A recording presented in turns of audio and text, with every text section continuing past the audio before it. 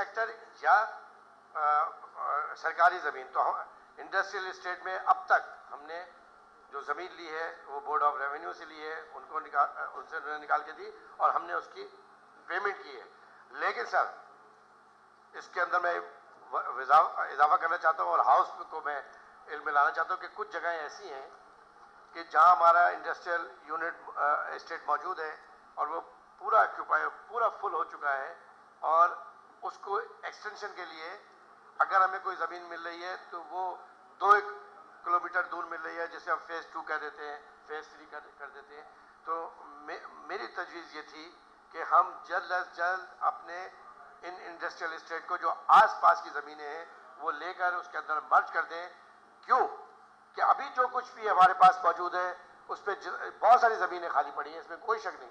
लेकिन मैं जो देख रहा हूँ कि अगले 5 साल बाद, 10 साल और 15 साल और 20 साल के बाद जब एक फ्लड आएगा इंडस्ट्रियलिस्ट का और इन्वेस्टर का पूरी दुनिया से, उन पाकिस्तानीज का जो नज़र आ रहा है, जब वो आगे यहाँ पे इन्वेस्ट करना शुरू करें तो उस वक्त हमारे पास इंडस्ट्रियल इस्टेट में गुंजाइश ना हो और उसके आगे शहर आबाद हो चुका हो।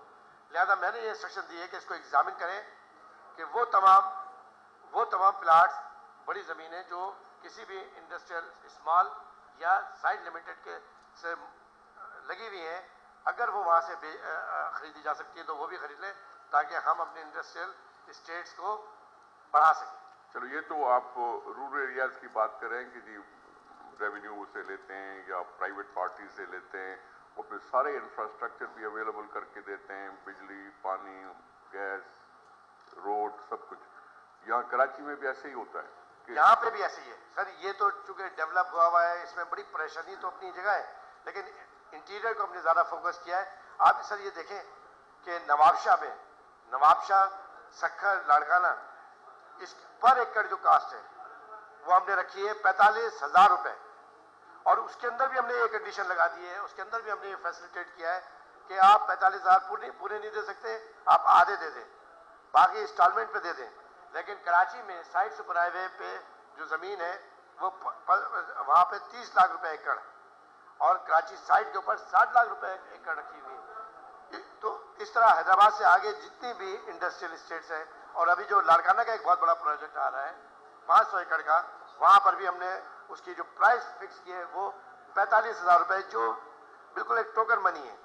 उसमें भी हमने ये फैसिलिटीज किया है कि इंटीरियर के अंदर ज़्यादा से ज़्यादा ज़मीनें दी जाए और ताकि वहाँ पर इंडस्ट्री लगाई जाए। इसी ये जो आपने कहा है ना कि 152 प्लॉट्स हमने कैंसिल किए हैं, वो बहाल भी कर दिए। सिर्फ रूरल एरियाज के हैं या कराची एरिया? सर ये वो मिक्स है, यहाँ के भी हैं और रूरल एरियाज के भी हैं और ज़्यादातर जो है जो मेरे इल्म में है वो कराची के, ज़्यादातर कराची है। और फैसिलिटीज होने के बावजूद वहाँ फैक्ट्रीज नहीं लगी। बिल्कुल बिल्कुल।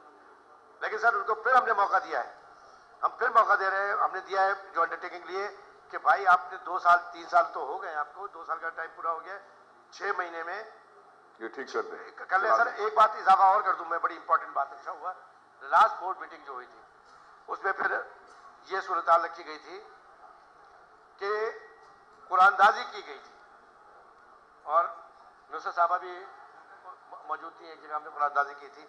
मैं इसके बड़ा सख्त खिलाफ हूं कि इंडस्ट्रियल प्लाट्स के ऊपर आप कुरानदाजी कर रहे हैं। जब कुरानदाजी के लिए आप अप्लाई करते हैं, हर तेरा मेरा पैसे को सेव करने के लिए डाल देता है तो वो इंडस्ट्री नहीं लगाएगा। 2 साल हो गए इंडस्ट्री नहीं लग रही थी, तो लास्ट बोर्ड मीटिंग में मैंने लोगों से कहा कि आप एक दफा इसके ऊपर ट्रांसफर पे से पाबंदी हटाएं, जिन्होंने ऐसे ही पैसे रखने के लिए प्लाट ले लिया है। अब अगर हम वो ट्रांसफर ना हो जेन्युइन इंडस्ट्रियलिस्ट के पास तो ये तो पड़ा रहेगा 10 साल भी। आप इसके ऊपर नोटिस देते हैं सर, मनसूखी करते हैं तो उसके बाद फौरन एक स्टे 10 मिनट के अंदर 500 रुपए देकर वकील खड़े होते हैं और स्टे लेके आ जाते हैं। तो ये मुकदमा चल रहा है। तो इस लंबी कार्रवाई 10-10 साल की कार्रवाई से बचने के लिए मैंने ये कहा कि उन्हीं लोगों को आप तैयार करें, या जो शख्स ट्रांसफर कराना चाहता है तो एक दफा उसे वो ट्रांसफर करा ले और जो दूसरा है उससे एफिडेविट ले। शुक्रिया। Next question by madam Rashida Panwar साहबा।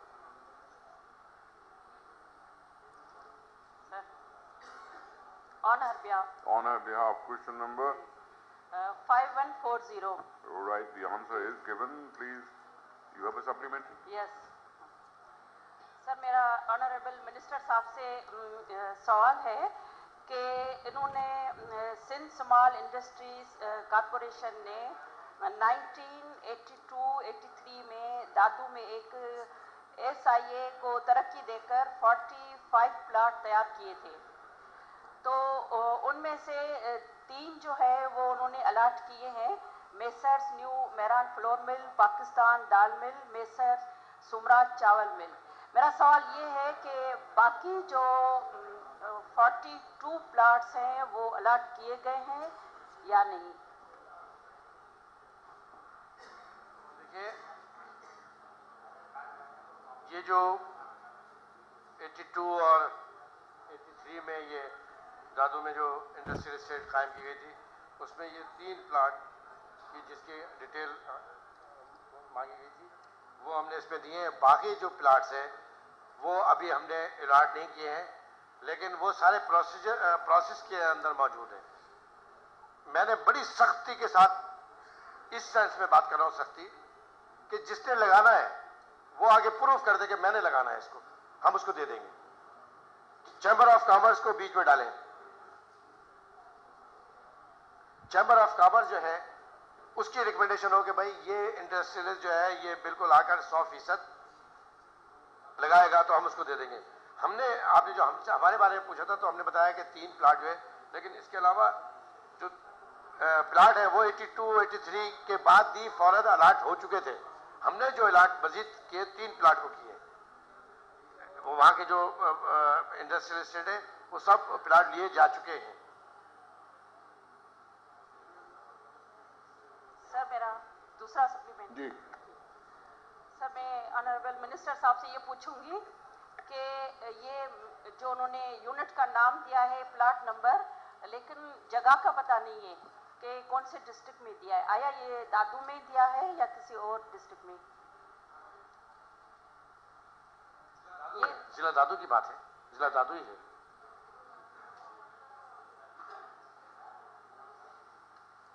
Haji Munawar Bhai Sahab. Oh, you have a third supplementary. Sir मैं मिनिस्टर साहब से ये पूछना चाहूँगी कि ये जो प्लाट अलाट हुए हैं तो इनकी रिक्वायरमेंट क्या होती है? जब अलाट करते हैं तो क्या रिक्वायरमेंट होती है? देखिए, मैं बिल्कुल आसान अल्फाज में बता देता हूँ।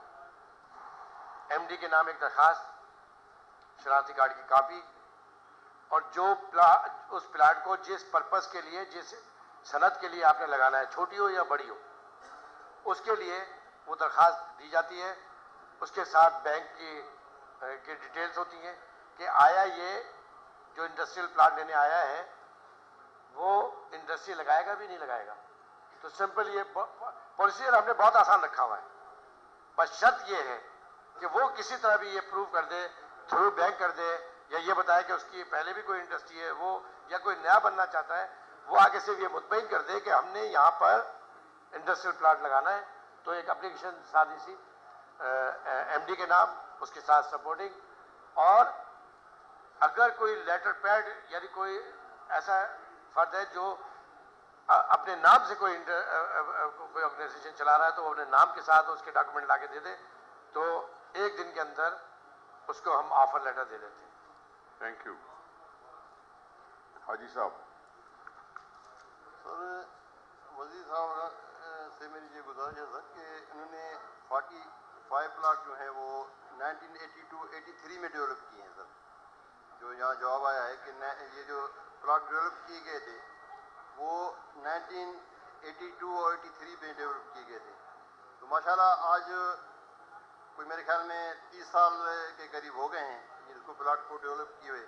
तो सर ये मैं पूछना सिर्फ ये चाहता हूँ कि माशाल्लाह रऊफ सिद्दीकी साहब अगले दौर में भी इंडस्ट्री के मिनिस्टर थे। बाजी साहब ने का शुक्रिया जो उन्होंने मेरे बारे में कमेंट्स किए, मैं उसका शुक्रिया अदा करता हूँ। लेकिन पिछले दौर में इत्तेफाक से मेरे पास इंडस्ट्री एंड कॉमर्स नहीं आई थी, होम के बाद culture, tourism and social welfare थी।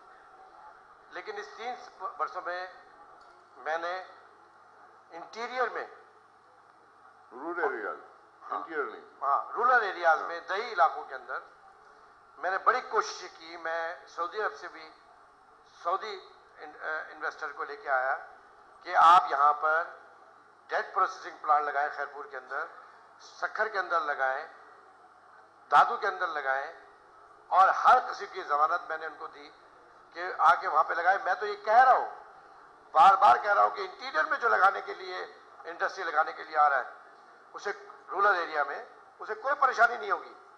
वो मेरे ऑफिस में आके बैठे, चाय पिए, टीवी लगा हुआ है, एक प्रोग्राम भी नहीं खत्म कर पाएगा, उसको हम सारी फैसिलिटीज तमाम कागजात के साथ, तमाम एनओसीज के साथ उसके हवाले करेंगे। और अभी जो ये प्रोजेक्ट हम लाड़काना में लॉन्च करने जा रहे हैं,